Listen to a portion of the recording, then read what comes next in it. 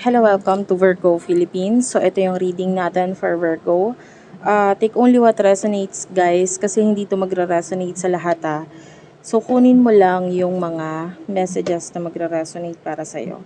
Kung hindi ka pa nakaka-subscribe sa ating channel, pahit na lang ng subscribe button, notification bell.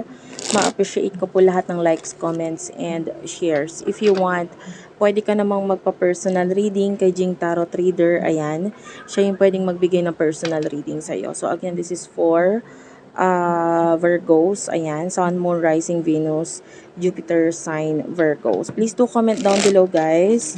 Sobrang ma-appreciate ko yung comments ninyo, likes ninyo. Nagpapakita kasi yan ng malaking suporta sa akin, okay? So, sana po ay mag-comment kayo. Kahit po heart-heart lang, smileys, malaking bagay na po yan sa akin. So, again, for Virgo, let's start your reading. For Virgo. By the way, sorry kung medyo maingay sa background, ano, may mga ng mga batang nag-iingay or what. Kasi hindi po yun maiwasan dahil po yung likod po namin, ay, yung tabi po namin ay ano lang, terminal ng tricycle. Okay. Okay. You do have here the Ten of Pentacles. And yeah, this is an Earth sign, Taurus, Virgo, Capricorn energy. 5 of Pentacles and 10 of Pentacles. And then, kukuha pa ako na magka-clarify dito. Queen of Swords and the Ace of Wands. Actually, nakakakita ko sa'yo. Ayan.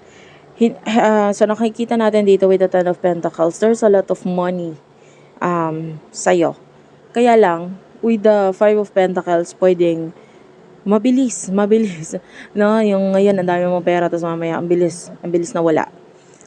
Sa nakikita natin, maybe may mga pinagkagastos ng kanitong mga nakaraan, kaya bakit bigla ang nawala or biglang naubos, sabihin na natin gano'n, kung ano man itong pera na meron sa'yo.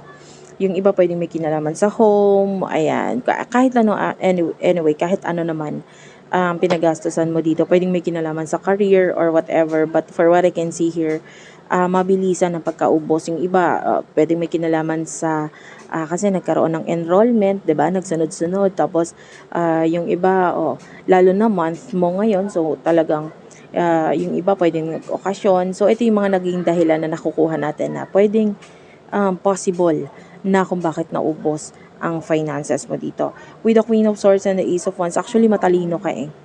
Matalino ka, and with the Ace of Wands, marami ka na namang bagong naiisip at meron ka na namang mga bagong naiisip at maiisip pa ngayong buwan na ito. Okay? So, pwedeng magbigay ng stability sa yon, career or whatever. Ito yon, nakikita natin magiging busy etong isip mo. Natural ka ng isip, pero ngayon yung nakikita natin na pwedeng may konting action regarding doon sa mga naiisip mo. Okay? So, for what I can see here with the Four of Wands, Aries, Leo, Sagittarius energy, ito, this is like an advice for you. Pero, sige, kukuha pa ako ng isa na magka-clarify. What is the advice with the Ten of Pentacles and the Five of Pentacles for Virgos, please? Ano yung advice doon? Kasi parang nakukuha natin. Wait lang, medyo nahilo ako. I don't know kung ikaw ba'y ano.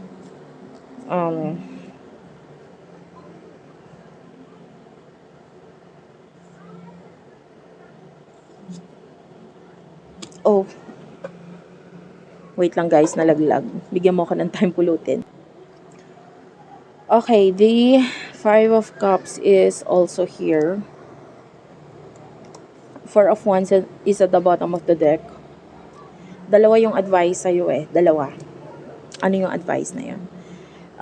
Ang pagkagastos mo, no? Ang mga ginagastosan mo. Wait lang guys, gusto ko lang uminom. Medyo nauhaw ako sa pagpulot. Wait lang po.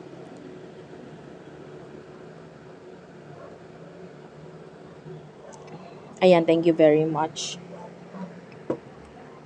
Anyway, saan nakukuha ko dito? Ang tanong ba doon sa paggastos mo na, ito, ang tanong first is, importante ba? Okay? And, or gusto mo ba talaga? Or kailangan mo ba talaga? Or hindi naman masyado? Yun lang eh. Kasi, um, nakakakuha ako dito ng, kung wala ka naman masyadong, kung hindi naman masyadong importante, and maybe hindi ka pa stable enough, the advice for you is, as much as possible, wag mong galawin yung savings mo, yung pera mo. Alam mo yan eh, kung stable ka na ba, okay ba yung career mo, next month ba may inaasahan ka ba na marireceive ka na pera mo, and then kasya ba yung, magiging kasya ba yung marireceive mo na yon sa mga susunod mo pang expenses, and hindi pwede yung, kasi hindi pwedeng ubusin mo talaga nang wala ka ititira na panggastos mo sa pang-araw-araw mo, hindi pwedeng ganon. Yun yung advice. Alam naman natin yun, automatic, logic yun eh. Kaya lang, syempre, minsan, kailangan mo rin marinig. Kaya ito, sinasabi ko sa'yo. Ganon. Huwag mo masyadong gastusin. Pero, if you are this person na you are the Queen of Pentacles, meron tayong energy dito ng Queen of Pentacles eh. And by the way, ibabalik ko lang to ha. Ito yung advice ng isa, which is the Five of Cups.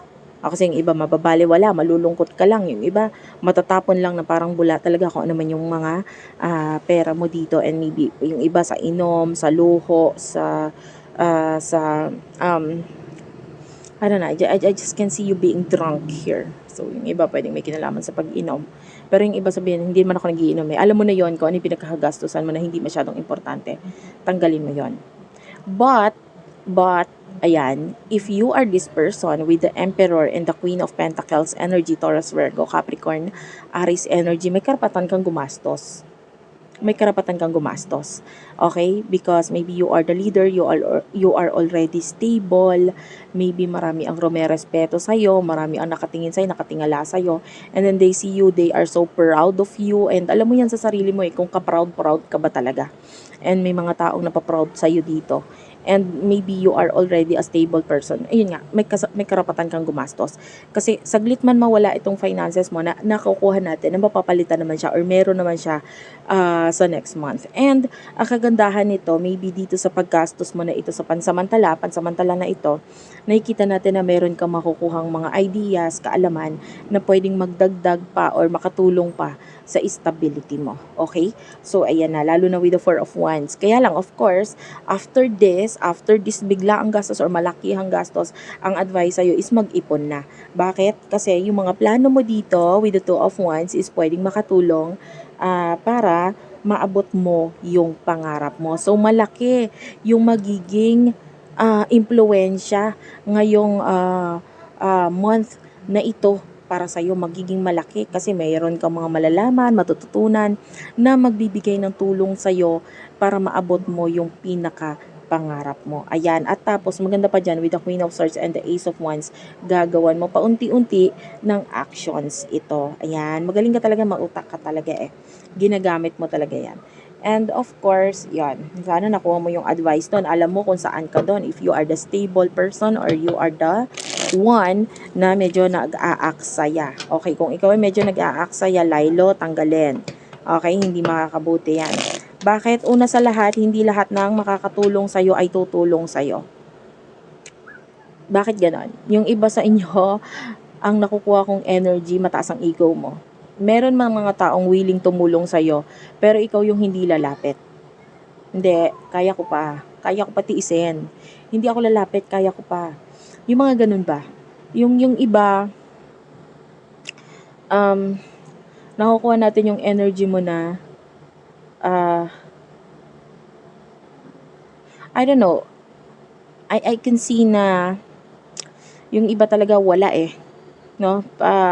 Parang, pwedeng problemahin mo until November, nakakakuha ko ng energy ng November. Itong medyo minalas-malas na buhay mo ngayon. So, kung yun yung buhay mo, hindi ko sinasabing sa lahat ng Virgo yun Pero kasi nga dalawang classification, yung isa isiniswerte, yung isa medyo minamalas-malas. Kung ikaw yung minamalas-malas, wag na muna. Mag-ano ka muna, diet ka muna sa gastos, 'di ba? So, pagdating sa love, messages for Virgos pagdating sa love. Okay. The Eight of Pentacles is here, Taurus, Virgo, Capricorn energy, Ace of Swords. While you are doing your best, no, na mag-focus sa priorities mo, sa trabaho mo, sa career mo, there's this person na pwedeng nag-iisip sa'yo ngayon. And may mga times na busy ka talaga eh. Pero this person, possible na mag-message sa'yo. If you're single, I feel like you don't care about love, or you don't care about whatever na may kinalaman sa love, crush ka, whatever, no? Wala kang pakialam. Kasi ang nasa focus mo, pera, pera, pera, pera. Hindi ka naman mukhang pera, pero yun lang talaga priorities mo for now. Maybe hindi ka pa ready for love. And then, maybe, for some of you, pwedeng nasa isip mo, time is running out. So, yun. Kung bakit yun ang focus mo.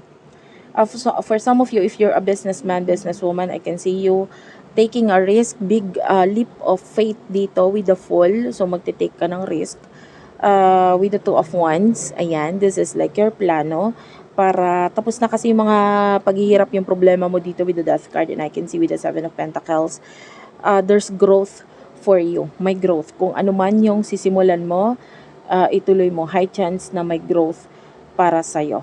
Okay? May growth talaga for you. Para yun sa mga negosyante. And,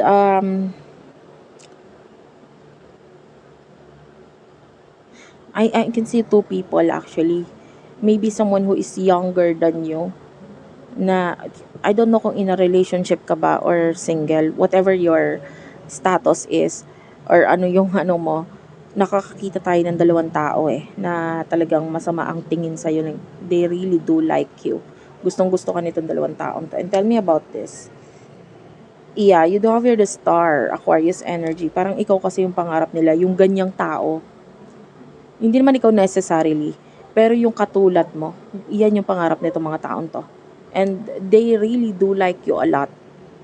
Hangang pag may paghanga talaga, na sana pag nagkaroon ako ng karelasyon or kakonect in the future, ganito, katulad niya. Ayan, you are an inspiration dito sa mga taong ito. For your future, you do have here the Nine of Wands. What's with the Nine of Wands? The Chariot. This is regarding mga taong may problema. Layuan mo. As much as possible, layuan mo. Bakit? Problema nila yon, isipin nila yon, negative silang tao. Hindi sila parang nakukuha mo kasi yung negative energy. So, lumayo ka as much as possible. Kung alam mo negative yung tao, wag mo siya masyadong kausapin. Hayaan mong ma-realize niya na parang, napaka-negative ko kasi masyado, ayaw na akong kausap nito. Yeah, that's the energy. Kasi alam mo bakit? Masyado ka kasing overthinker. So, ngayon, pwedeng yung problema niya na hindi mo naman problema, pwedeng problemahin mo rin. So, layuan mo sila. Ayan. Sila na mag-isip ng problema nila. Wag ka na Okay, yun lang yun. And tell me more for the future. Last messages for the future. The Devil and the Ace of Wands is here. Taurus, Virgo, Capricorn. Message to ha. This is a very important message. If this is you, na recently lang nanood ka ng something na masama, paano ko ba anuhin yun? Like maybe crime stories, 'di ba? Mga may kinalaman sa mga mga psychopath, yung mga kriminal, ganyan. So, may mga ginagawang masama, or maybe may kinalaman sa like mga demonyo, sabihin na natin ganun, and mga demonic